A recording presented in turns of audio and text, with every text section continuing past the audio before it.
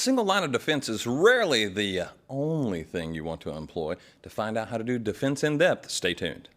You're watching IT Pro TV.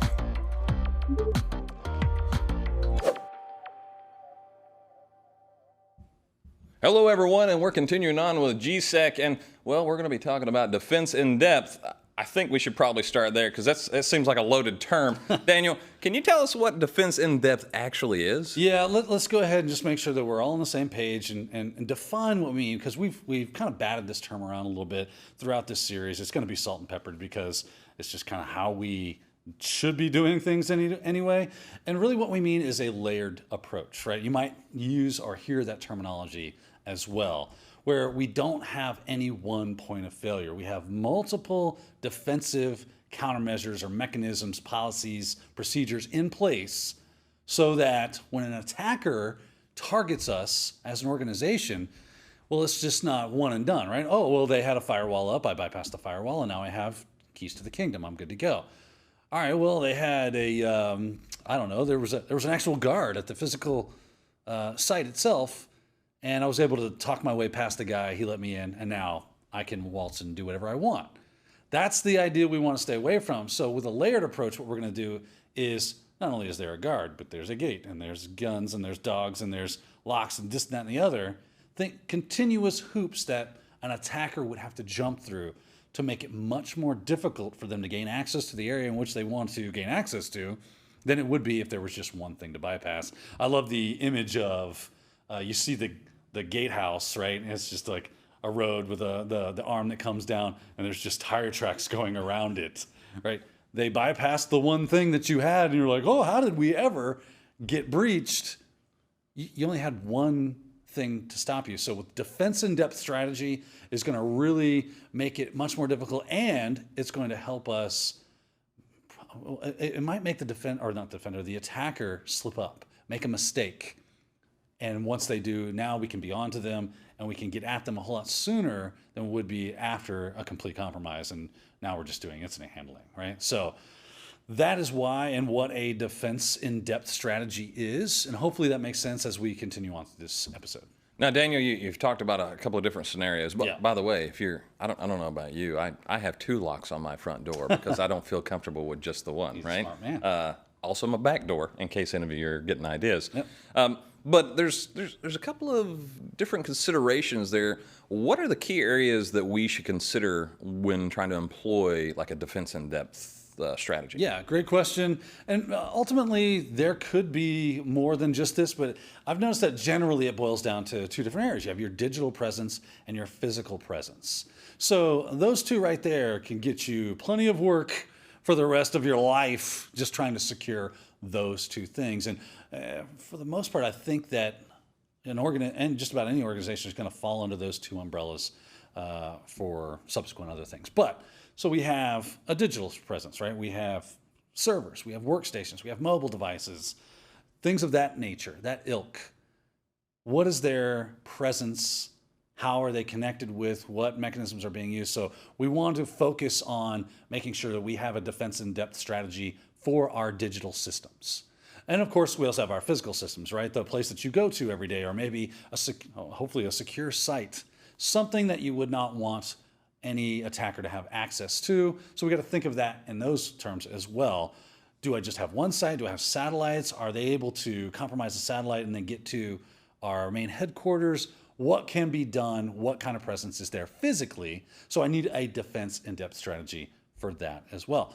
So those are the two key areas which I find to generally be true when it comes to what you need to defense in depth.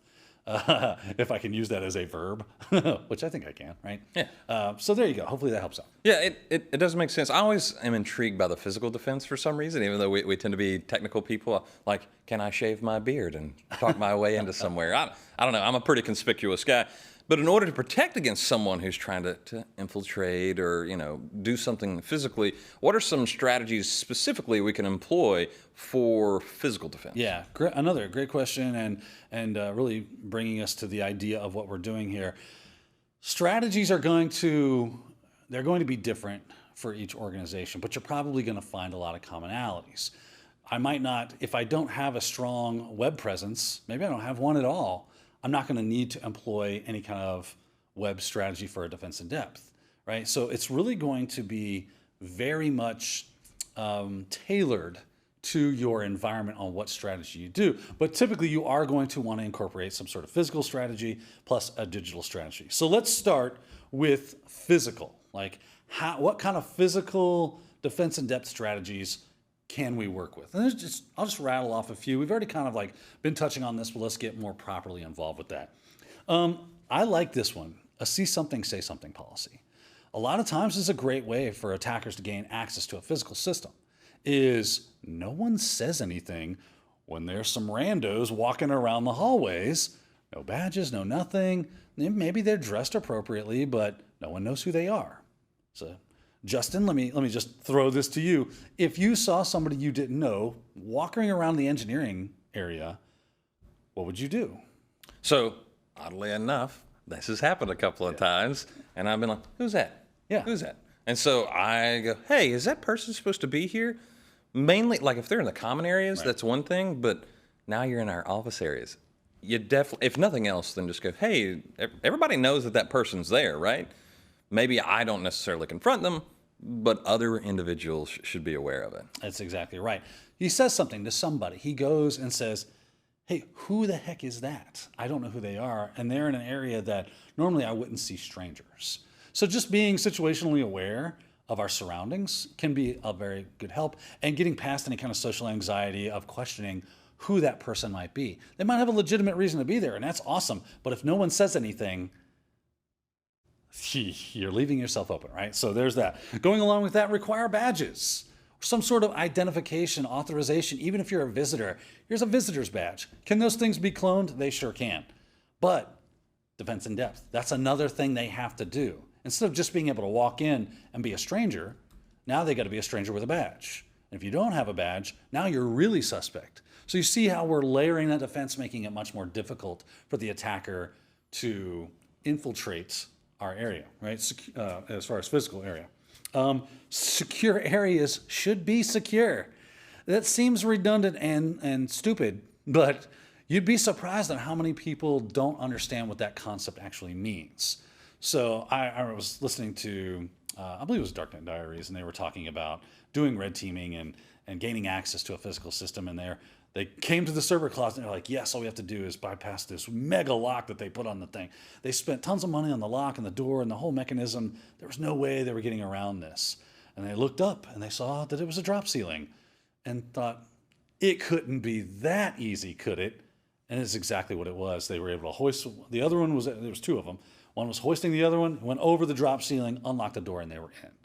So a secure area, yes, it does require good locks. It requires fortified mechanisms so the door is reinforced. It's not just an easy bypass with a simple lockpick kit, right? Maybe you want to have a key code plus a lock, and like Justin said, he's got 2 locks on his door. And then, of course, some plywood and 2x4s probably would have went a long way to more securing that area and building up to the actual ceiling so they couldn't just jump over the wall, right? So these are the ideas we need to get. And then, of course, guns, guards, and gates, something we're probably all familiar with, but if you're not using them, and maybe that's outside of your purview or scope when it comes to money, because it could be expensive, but if you have something sensitive enough, you're going to want to secure that up and just make sure that those are implemented. Doing routine changes, it's nice to have a human element involved when it comes to security. It's not just a digital system. Let's see here. Motion thermal detection, very common, as well as CCTV, closed circuit television, so that where the guards can't be, the eye in the sky can be, right? Detecting motion or thermal. Yeah, you'll get some false positives with that, but as much, again, we're going with that defense in-depth strategy. It's not just a guard, right? It's a guard and CCTV and thermal and motion. That's a lot to get past. It's a whole lot harder to get past than it is just that guard and a gate at the fence, right? Or a gate at the fence. That's what it is. So there you go. That's the physical realm of things. I will say, Daniel, I'm not going to name the 3-letter agency, but I took a wrong turn one time and ended up at the gate of a 3-letter government agency, and I was like, that's a lot of guns. and guards. Yeah, maybe. But we've been talking about these physical infiltrations, which I think are fun. Yeah. But sometimes they're conspicuous. Sometimes they're well guarded against, mainly because there's a person there. Yep. However, there are digital issues that may crop up. Right, someone gets in through a web server. Oh, look, there's an SSH tunnel open.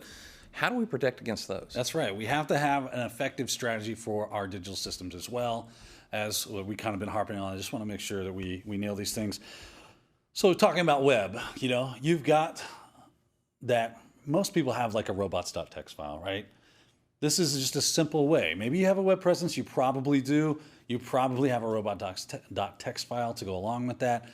Put nothing sacred in there, right? Don't think that that's like a hidden thing. So a lot of times our digital strategy can us just being a little bit smarter at the game than the average Joe, right? The average bear. So don't put anything sacred inside of there, even if you don't want Google to web crawl it. Try some other mechanisms for hiding and obfuscating those more secure areas or things that you just don't want public at that point in time, right? Let's see here. Use strong password policies. We had a whole episode on passwords, so we should be familiar with that. Making sure that the strong passwords, or what we consider to be stronger passwords, length, complexity, special characters, all that other good stuff, not a dictionary. Implement those policies, because if it's just, well, I shored up my robots.txt file, but my SSH was wide open because Justin's password is, winter 2019, that doesn't help. It's all these things. I know he's thinking, I got to change my password. And that's a bad password. And this is one of those things where, for me, like doing cloud things, people are like, oh, well, you have to have SSH. Yeah, but I might have a Bastion host, and that's my only SSH.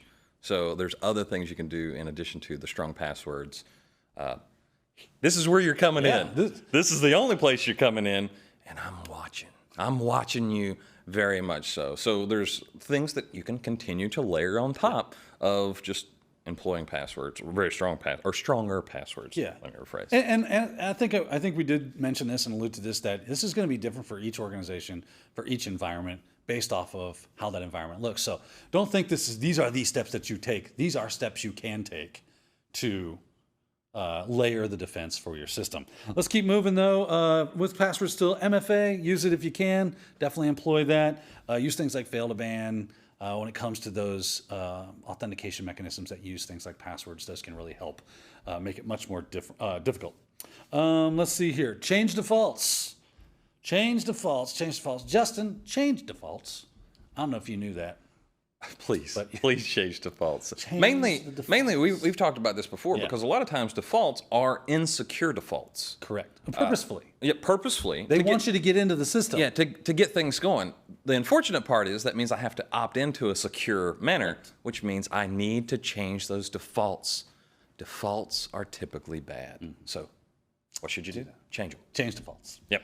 In case we didn't mention it already, change defaults. Let's get a couple other things. Require things like VPN access for mobile users. That could be a mega help, right? Because nothing bad ever goes on at Starbucks on a Wi-Fi at McDonald's. That's always secure, right? Do not trust anything you don't control. And even then, right? You want to trust but verify your own systems. What else can we do? Have a robust updating and patching policy and follow it. If you're not updating, and if you can't update certain systems for whatever reasons, try to implement some sort of security control that will very much control and funnel access to it. He talked about jump boxes, right? The fact that you have to go through this Bastion host to get to this system. That's an easy win for us, and it's not very difficult to implement, right? A couple of firewall rules, another machine, and you're up and running. Run things like antivirus, anti-malware, endpoint protection if you got the budget for it.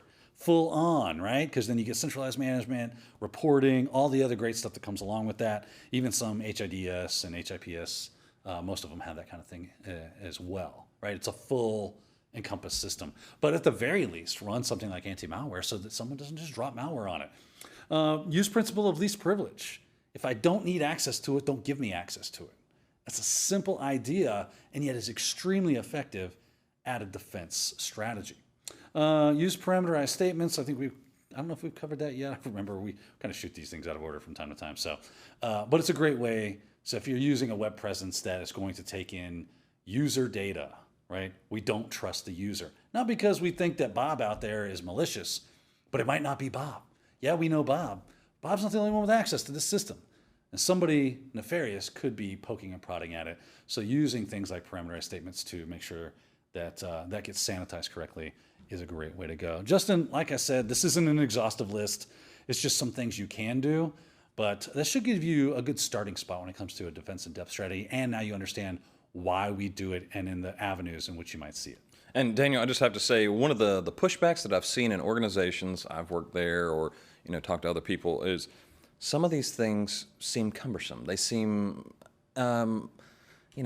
inconvenient, if you will, like principle of least privilege. As a customer service individual, I don't need access to every system, right? Well, but what if they do? Well, we'll deal with that later if we need to. So it's better to make an exception for those rules instead of just by default have it. MFAs like that, it's really annoying. Once you get used to it, it's not that bad. Nope. But it's incredibly effective, so use it. So don't let a pushback of inconvenience deter you from implementing some of these policies. Again, not all of them, but ones that are applicable to your organization. And well, Daniel, thank you so much for tidying that up for us, to things to remember, to think on, and well, to put in place where need be. But for us, we're going to go ahead and get out of here. So signing off for IT Pro TV, I've been your host, Justin Dennison. I'm Daniel Lowry. And we'll see you next time. Thank you for watching IT Pro TV.